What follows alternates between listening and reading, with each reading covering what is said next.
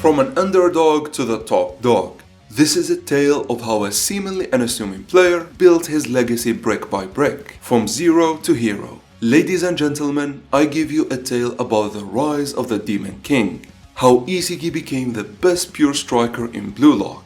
However, in order for us to explore this subject, we need to actually start with getting our terminology right. You see, we all had a fallacy regarding what constitutes a striker and an overall player. Noah stating that Snuffy is a better overall player took us on the wrong road. However, I don't feel it is Noah's or the writer's mistake. I feel like we did not understand fully where Noah was coming from. And for this, I gotta give a huge shout out to the Ace. He is a member of my Discord and a fan of the channel who made me notice something very crucial. And hey, his name too is the Ace, and so you already know it, great minds think alike. You see, what he made me notice actually fixes a lot of the logical blocks we had regarding this subject in general. Things like how Isagi is the best striker while he is obviously reliant on others, more like for example Ren. You see, being a better striker has nothing to do with being overall or individually better. In fact, those are different areas of comparison. Ren being individually better than Isagi does not mean he is a better pure striker. In fact, even Isagi being overall better than Ren does not mean he is a better striker than him. And that's the fallacy I had, and one that I saw most people also have. But what I am about to explain to you guys today will not only blow your mind, but will hopefully turn Isagi's haters into fans. And in fact, even his fans will get a better understanding of Isagi and the writer's vision for him. But as I said, first, let's start with our terminology. What constitutes a pure striker in the eyes of Blue Lock? A player like Rin, Chigiri or Bachira who can take a whole team on their own, or someone like Baru, Isagi and Kaiser who were able to lead a team towards victory? Well, as you might tell from the theme of the video, players like Loki are the complete package when it comes to being a striker. He can take the ball from one goal to the other and score all by himself. Someone like Ren, who can dribble, shoot, engage defender physically and do it all, is closer to the likes of Noah. As I said, the complete package when it comes to being a striker. But a pure striker is different. A pure striker is someone who doesn't get engaged that often in the attack, and whose whole job is, well, to finish the job. You see, someone like Shido is the definition of a pure striker, despite him being one of the most understood players ever. Because he rarely contributes to the attack, and he seems to be way too reliant on great midfielders. One might think he is lesser of a striker compared to Ren.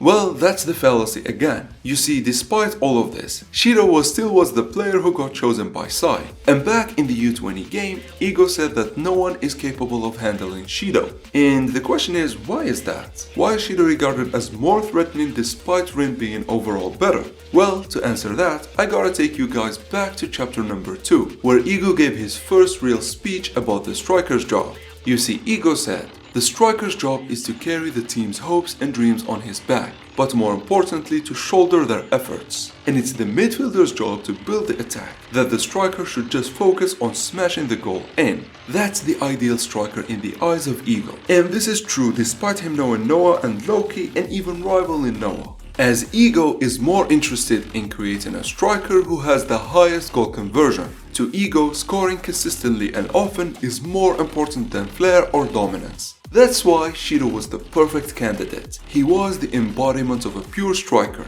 Regardless of it being a pass or a loose ball, Shido was there to meet it and convert that opportunity and chance into a goal. A player whose whole existence is just about scoring. And that's why Ego was so interested in why Sai chose Shido, because it seemed that him and Sai had the same vision. And fun fact, at that time, Rin was still capable of rivaling Shido in scoring goals, while at the same time being the one who creates the opportunity himself. And I really can't believe I missed this. The writer had the difference between a pure striker and a regular striker right in front of our eyes. And truth be told, Shido was the best pure striker back then.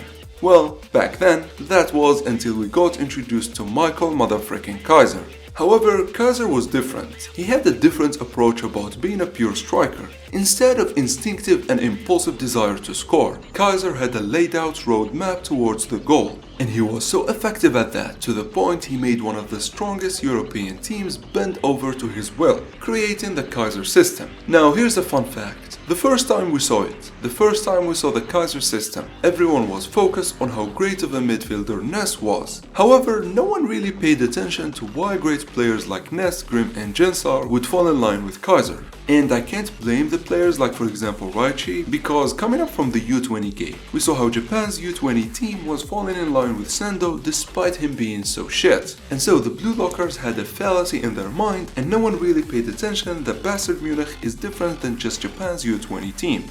Well, I say no one paid attention, with the exception to our little adaptability demon, who saw Kaiser's movements and later shot as a better version of himself. He saw that Kaiser is the embodiment of Blue Lock's ideal. And something that I find really interesting is that Isagi did not notice this with Shido. He actually just noticed it with Kaiser. Because Kaiser was a talented learner and Shido was a genius, it was easier for Isagi to understand Kaiser than to understand Shido. In fact, he played way more with and against Shido for him to just notice it with Kaiser. And again, I love this about Blue Lock. We had the whole genius versus talented learner right in front of us, as the writer was slowly putting the seeds in. And I find it very interesting that the first time Isagi had noticed the difference between the types of ego, the player he chose to compare himself to is actually none other than Shido. Because I've always thought as if Shido had metavision without having metavision. He always had Isagi's off-the-ball movements without having off-the-ball movements. He always did things the way a genius would do them, relying purely on his instincts and raw talent. While Isagi and Kaiser would need to resort to a different approach and need tangible weapons that can be understood by everyone in the world,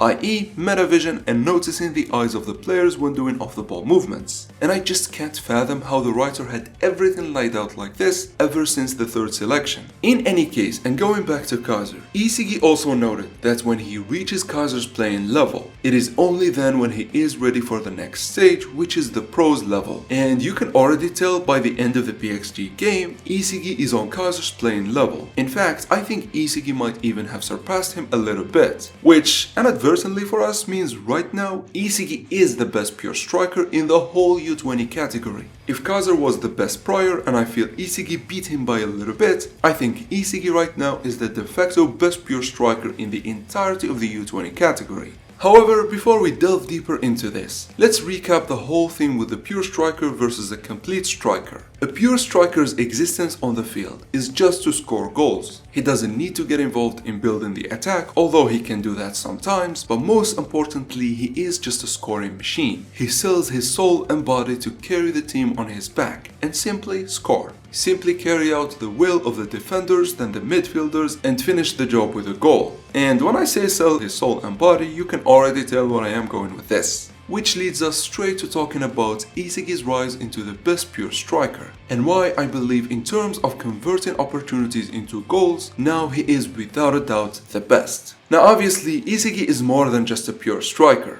In fact, we saw him being so good at building an attack too. However, I feel like in the PXG game, it was clearly obvious that he is not even close to, for example, Ren at this point specifically. And I feel like Isagi completely dropped this idea of building the attack from scratch at the end of the Uber's game. You see, when Isagi is building an attack, he is so good at it, yet he never scored, which is funny. And the whole world actually wanted him to be a midfielder and to play with Noah. However, his ego refused to. He did not want to forfeit the idea of being a striker. And this is the first point I want to talk about. Whether we want to admit it or not, only those of the finest egos can be of the highest caliber strikers, let alone being the best pure striker. Because carrying a whole team on your back is very taxing, and it is a very hard job to do, and having anything but an insane ego will simply not work, as one needs to have the burning desire that would allow you to force a situation rather than just giving up, something that was in clear display with Kaiser's awakening. And I honestly can't stress this enough, being the light of the team takes a very heavy toll on the striker, and an equally big ego is a must. There is no way of avoiding this. However, having a great ego is just the doorway. One must still build his playing style. And here, despite what you might think from a video like this, I'm not going to cover Isagi's weapons and how they make him a pure striker. Instead, I am going to talk about the playing style in general. You see, at the end of the Uber's game, despite him getting involved in the attack, at the end he let Hiyori and Yuki carry that out. And Isagi simply went to the penalty box and did his job, which is beating the defenders and scoring. And by being the best one at converting opportunities opportunities into goals. He allows other players like Hiyori to shine as well, because they know their efforts at creating this attack will be carried out fully by Isagi. And again, I just love this from Isagi, and it kinda refutes the idea of him being reliant on the midfielders, as I feel it is the other way around.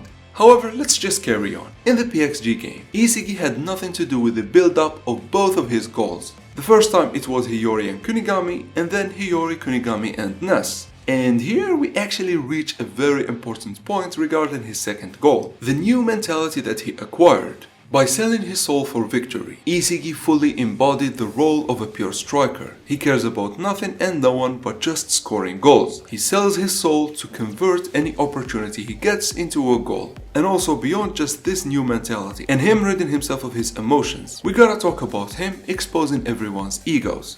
You see, despite Ness not wanting to play with Isagi, the latter still made him into a star midfielder by giving him the assist of the final goal of the Neo Egoist League. And this happened because earlier Isagi passed the ball to Ness, and the new Isagi is emotionless. You see, depending on what Ness did, Isagi can then react with the right solution to the right situation depending on what Ness did. And the fact of the matter is, after what Kaiser told Ness, Isagi was the first to notice that Ness is about to awaken, and he was the first to capitalize on that. And the reason I am bringing this specific weapon, you could say, to the conversation is because now, even if he finds himself in a hostile environment, the new Isagi, the new best pure striker, will score regardless of what anyone can do. And this takes us back to the whole vision of ego. Isagi right now, much like Shido was in the third selection, is capable of converting any ball in the penalty box into a goal. However, where I think he is better than Shido, while the latter does it impulsively, Isagi always have a calculated and a reproducible way into scoring a goal.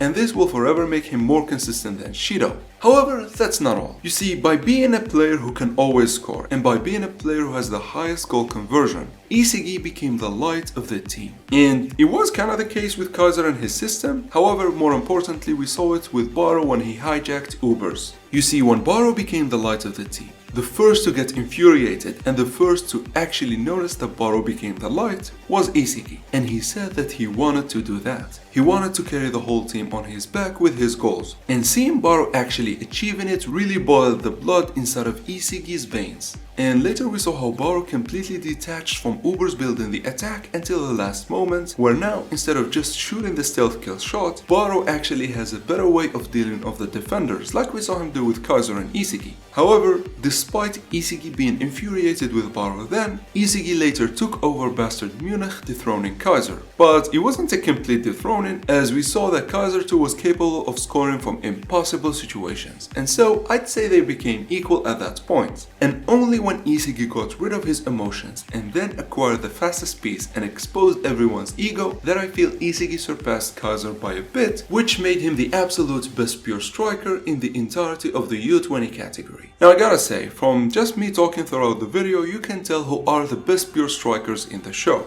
It actually boils down to 4 players: Shido, Baro, Kaiser and Isagi, in that order. And I believe this is getting really interesting, as we have 2 geniuses and 2 talented learners being the best pure strikers. And I can't wait to see in the future how the geniuses will react to the talented learner beating them in this regard. Now, Baro is obvious, as he is always trying to beat Isagi. And we definitely did not see the last of Shido, as that performance at the end of the PXG game is giving me hope that Shido will soon awaken as well. However, that's a story for another video. As for now, I hope you all understand why Isagi is the best pure striker in the entirety of Blue Lock. But with that, ladies and gentlemen, I really hope you enjoyed the video, and please let me know what do you think of this. But with that, until next time, thank you for watching.